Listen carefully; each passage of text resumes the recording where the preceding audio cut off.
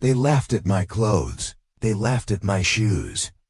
They laughed at me. My tray slipped from my hands, soup skidding across the cafeteria table like shame in liquid form. A boy with slicked hair clucked his tongue.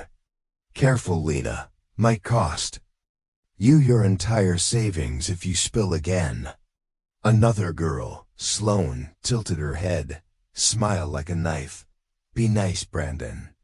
She might sue us for emotional damage. Then again, she can't even afford a lawyer." Laughter. Forks clanked. Somewhere, a fizzy drink hissed open. I pressed a napkin to the mess and kept my eyes down. I'd learned that silence, when it wanted, could be armor. The cafeteria smelled like chicken nuggets and money. You could tell who had which by the way people sat. Small islands of students in designer jackets, the leaders with their glossy hair and foolproof confidence. I sat alone with second-hand sweaters and shoes whose soles had been glued twice. "Here," Noah whispered, sliding over a stack of napkins. He always appeared when the room turned cruel, like an umbrella someone kept forgetting to bring. "You okay?" "I'm fine," I said, even though my stomach had tightened into a fist. "Thanks." Sloane bumped my elbow as she passed. Soup sloshed over my knuckles. "Oops," she said. "Clumsy me." I stared at the streak of orange on my skin and inhaled slowly. My father's voice echoed in the space behind my ribs. "Let them think they see you. You and I will know the truth." I had promised him I'd keep it secret. I would learn what people were like when they thought you had nothing to offer. The bell rang. Shoes scraped. Chairs slid back. I wiped my hands clean. "Walk with me?" Noah asked. "I have work," I said. "The bakery." His eyes softened. "Right, see you after, maybe." Outside, winter gnawed at the city's edges. Breath came out in clouds. I hugged my coat closer and cut across the yard, past the bronze statue of the school's founder, past the long banners advertising Career Week, the ones with the glittering skyline and the gold letters, "Dream big, build bigger." At the bottom of the poster, a list of partner companies shimmered. Hawley & Kin Global was printed first, largest, as if the font itself knew something about power. I looked away before the ache could climb my throat. At the bakery, I tied on my apron and fell into the rhythm of sugar and heat. Measure, mix, fold. The oven door squeaked like it too had stories it wasn't going to tell. Mrs. Patel, the owner, slid a tray of croissants out and set them to cool. "You're quiet today, Lena," she said, dusting her hands. "Quieter than usual. I'm thinking about the same things." "The same things," I said, and she nodded like she understood. She always did. She'd left a life behind somewhere far away and built this little corner of sweetness with her bare hands. People couldn't see the steel in her smile, but I could. The bell chimed. Customers came and went. A little girl pressed her nose to the glass. Her mother laughed.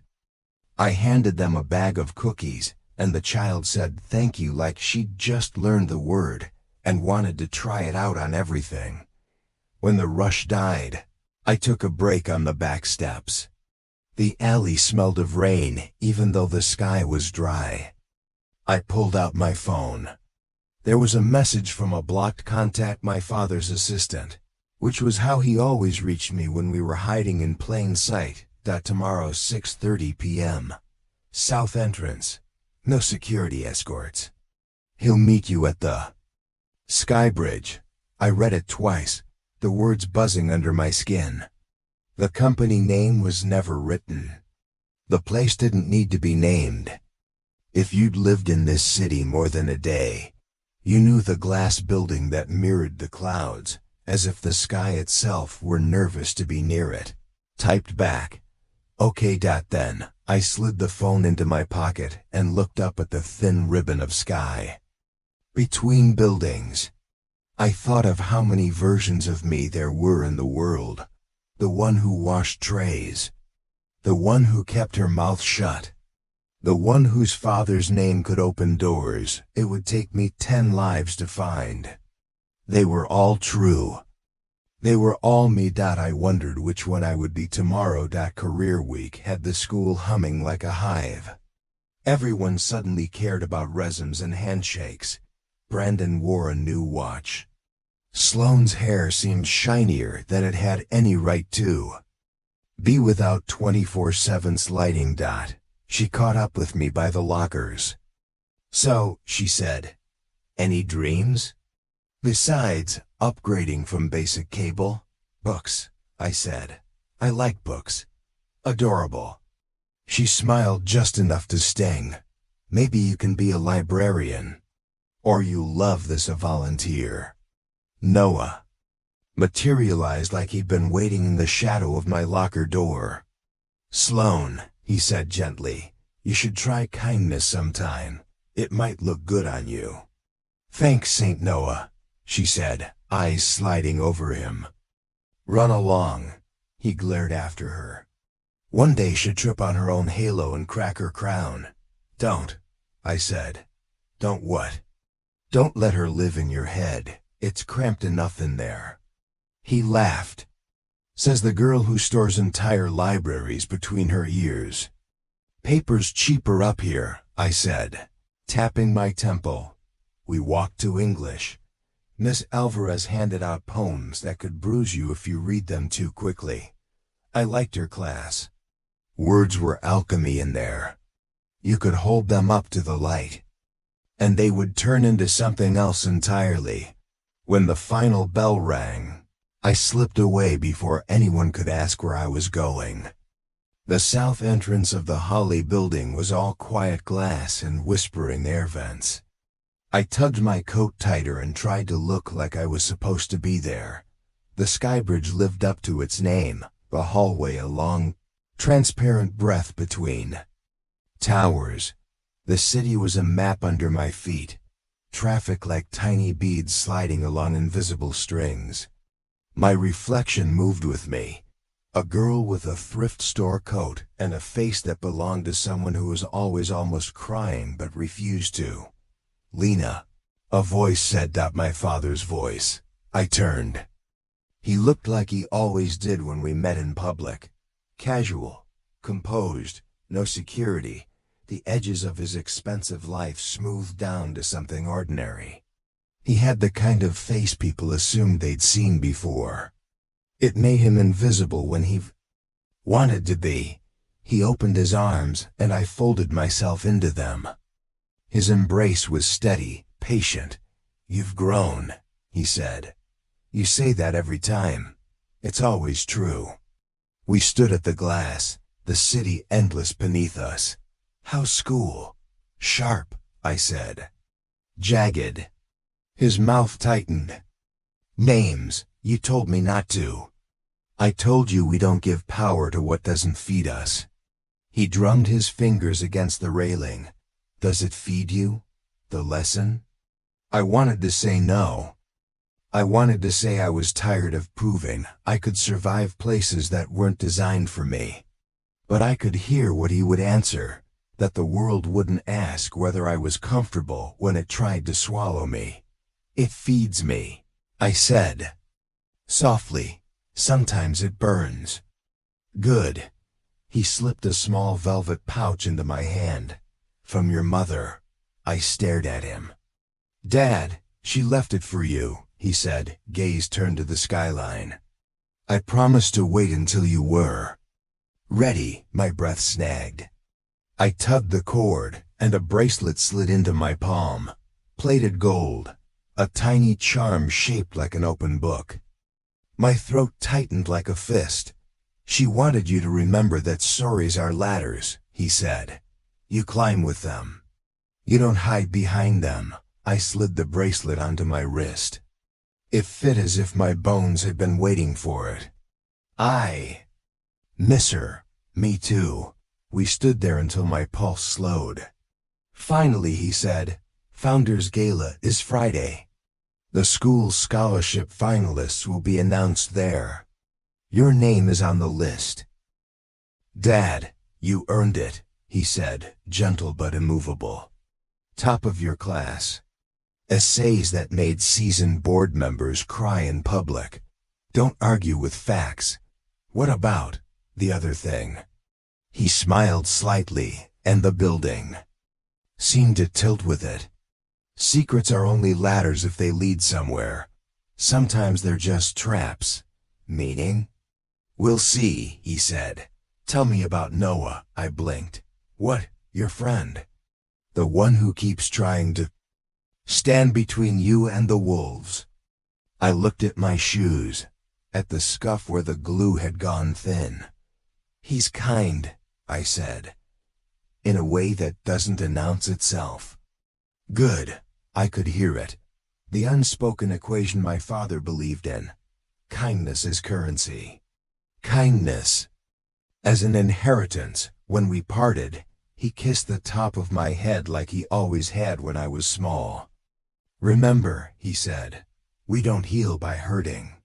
We heal by building." Friday came wrapped in velvet and nerves. The gym had been transformed into a ballroom that smelled like lily and ambition. Teachers floated in tuxedos. Parents flashed teeth.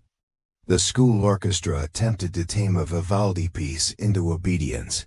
I wore a simple black dress that had belonged to my aunt. Sloane swept in behind me with a storm of perfume and sequins. Her laughter tinkled like a chandelier about to fall. She let her eyes travel down and back up. "Your dress is minimal," she said. "It has a personality," I replied. "You just can't hear it over yours." Brandon snorted.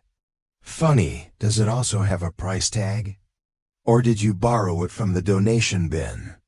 "Brandon," Miss Alvarez said, appearing out of nowhere like some vigilante of literature, "your mouth is writing checks your character can't cash."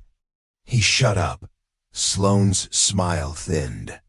"We'll see if she laughs when the winners are announced," she murmured. "Let's go, the board wants a photo." I watched them glide toward the stage, watched the flash pop like trapped lightning. My heart thumped so hard it made the bracelet on my wrist vibrate. I pressed the charm between my fingers. "Stories are ladders." Noah found me by the punch bowl. "You look like a librarian?" I offered. He shook his head, flustered. "Like the main character." I smiled despite the cold in my stomach. "Are you ready?" "For what?" "To see whether the universe is capable of justice." He made a face. "It is. It just runs on a long glitchy software." The headmaster took the stage and smiled the way people do when they've practiced in a mirror. "Welcome, families and friends, to the Founders Gala," he boomed. "Tonight we celebrate excellence, promise, and the bright future you. Our students will build." Speeches were given. People clapped in polite waves. I watched the door because I couldn't help it. I watched for a man who could disappear, even in a room that begged him to exist. He came in quietly, no entourage, no flash. He stood at the back like a custodian taking a break, hands in his pockets, face soft at the edges. Our eyes met for the length of a blink. He tipped his chin. I breathed again. "And now," the headmaster said, "the Hale and Kin scholars." Sloane straightened.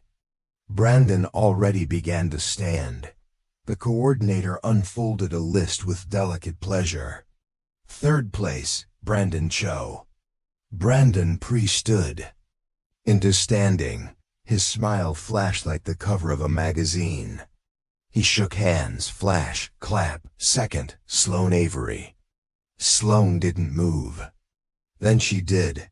Perfect composure, gracious like a statue. She reached the podium and leaned in so the microphone picked up her whisper. "Of course." And first, the coordinator said, our top Holly and Kin scholar for her essay series Blueprints for a Kinder City, Lena Tran. For a heartbeat, the room forgot how to breathe. Then a murmur, then applause, scattered at first like rainfall, deciding whether to commit. Sloane's head snapped toward me. Her smile cracked. I walked, because my legs knew how. I could feel eyes on the hem of my aunt's dress, on the bracelet that caught the light with each step. At the podium, the coordinator pressed an envelope into my hand, my name printed in clean letters. Holly and Kin crest embossed above it. Would you like to say a few words? She asked. A few words. I thought of all the words I had fed myself. To stay alive.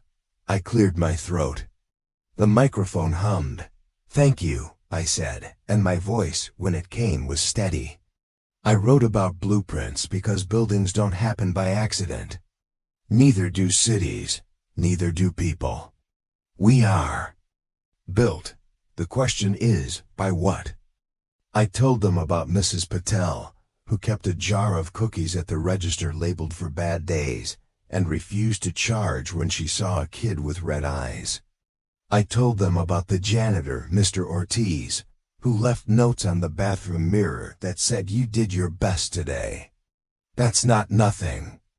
I told them about how kindness felt like scaffolding invisible to the eye, but strong enough to hold a trembling life.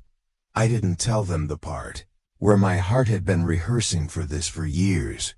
Thank you, I said again, and stepped back, clapping. Real now, warm. Sloane's hands moved, but her face did not. The headmaster beamed. And to present a special message, he announced, we have a surprise guest. Please welcome. The room released a collective breath. Some people had been expecting this without letting themselves admit it. Others had not dared to dream. Mr. Ezra Hawley. My father moved through the aisle in that unremarkable way of his that made people look twice. He took the stage. The lights made him into what the city already believed he was. Good evening, he said. Holly and Kin was started by immigrants who were told, again and again, that they were the wrong people for the right rooms. They built the rooms anyway. Laughter soft, respectful. I've read your essays, he continued, eyes sweeping the students. And I've seen your numbers. Numbers will tell you what can be predicted. Stories will tell you what can be made. He turned to me. His eyes softened for less than a second, enough to stir all the air in my lungs. This year's top scholar wrote about a city where opportunity and decency aren't enemies. He took a breath. It is my honor, not as the CEO of a company you keep hearing too much about, but as a father, to say. Time bent. The room swam into focus. That Lena Tran is my daughter. The silence that fell was not empty. It was full of every calculation anyone had ever made about me, dissolving on contact with the truth. Brandon's jaw opened. Sloane's hand found the back of a chair, like she needed something to hold her up. My father continued, calm as winter rain. She asked me to let her learn what the world feels like when your last name doesn't open doors. She asked me to wait. Tonight is her moment, not mine. But I will use it to say this. If a room is only comfortable when someone else is small, it is not a room worth sitting in. I could have drowned in that. Instead, I breathed. Flashbulbs started to pop. The air tasted electric. The headmaster's smile trembled. Somewhere, a parent's whisper turned into a hiss. Sloane surged forward. Is this a joke? She demanded, voice too loud for a ballroom. She's been lying this whole time. My father tilted his head. About what? About who she is. He nodded once, slowly. And who is she?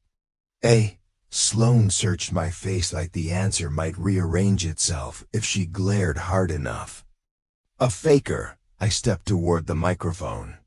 I am a student, I said. I am a worker. I am a daughter. I am the same girl who cleaned soup off a table on Tuesday while you laughed. A ripple moved through the crowd. I looked at my father. He didn't say anything. He didn't need to. I wanted to see who would be kind when they thought they didn't have to be, I said. No one knew my last name. That was the point. Some of you chose anyway. My gaze found Mr. Ortiz, standing near the back in an ill-fitting suit. He raised a hand shyly. Mrs. Patel stood next to him, eyes wet. Noah beside them, chin up like he'd been waiting for the world to turn right side up again. And because kindness is an architecture, I said, we're going to build with it. I turned to the coordinator. With your permission, I'd like to divide my scholarship stipends. The coordinator blinked. Divide? There are 3 internships at Holly and Kin this summer in my department. One is mine. One goes to Noah Park. Gasps. Noah's eyes flew wide. The third goes to whoever proposes the most practical kindness project for our school by next Friday. Open to everyone. Submissions blind. I looked at Sloane then. Not a glare. Just a look. Everyone, I repeated. Her mouth twisted. You think this makes you better than us? No, I said steady. I think it makes us better than we were yesterday. The headmaster recovered like a ship finding its keel. Well, he said, watery smile reassembling. What a heartening initiative. We applaud generosity. Applause. Real. This time, not polite. Sloane's face shuddered. The gala bled into conversations. People wanted to touch my sleeve as if identity were contagious. Reporters asked questions, their pens trying to peel me like fruit. Mr. Holly was hustled by board members who suddenly remembered urgent points. I slipped out a side door before the crowd could build me a pedestal with a trapdoor. The hallway smelled like dust and possibility. Noah found me under a banner that read "Excellence doesn't wait." He was breathless, eyes bright. Did that just... Yes. I said. Lena, he said, voice cracking.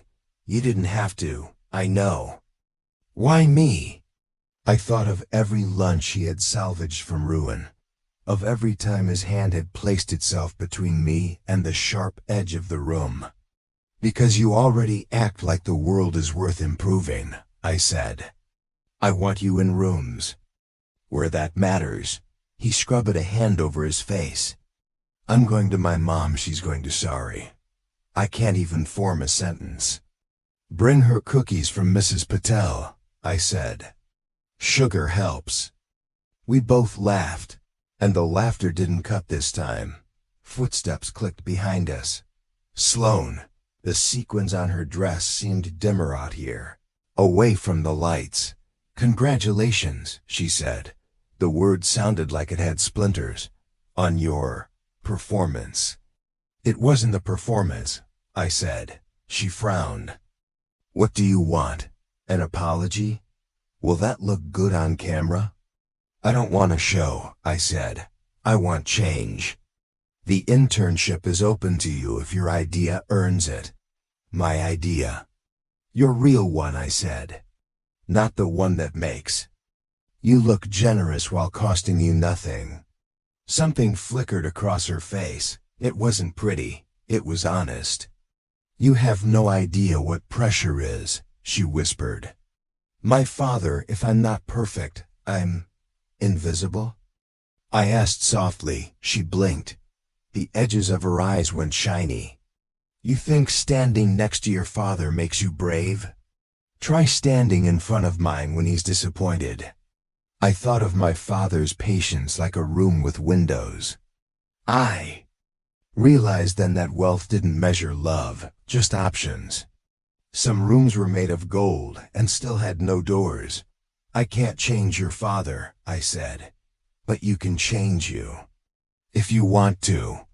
She stared at me as if I'd handed her a key to a house she wasn't sure she deserved to enter.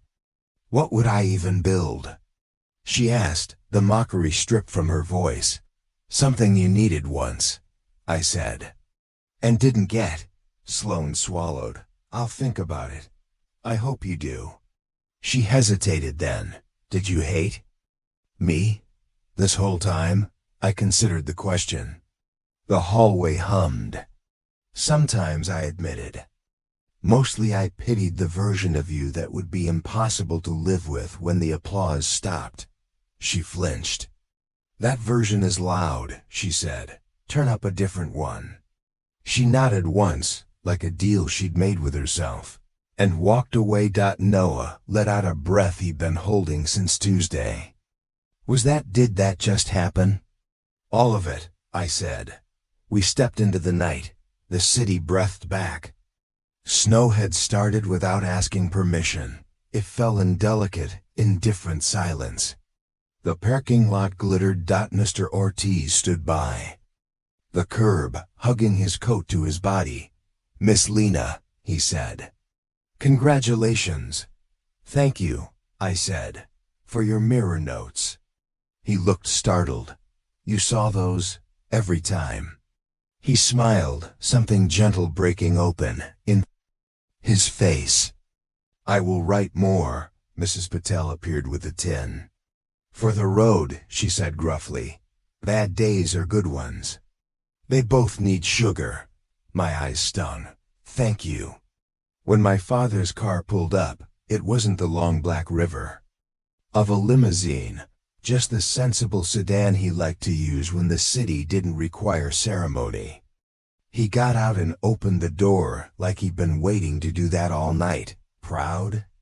I asked, trying to make the question a joke. Beyond, he said simply. We drove in a silence that felt like rest instead of emptiness. The bracelet warmed against my wrist like a small sun. How did it feel? He asked finally. Like a room I built by hand, I said. And then invited people into. He smiled at the windshield.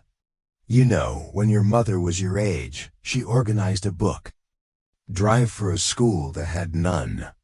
She said the same thing. She said, it felt like I made more room where there was none. I wish she'd seen tonight. She did, he said, and didn't explain. We stopped at a red light. Snow haloed the street lamps. 2 kids in puffy coats were trying to catch flakes on their tongues, their mother laughing, tugging them along.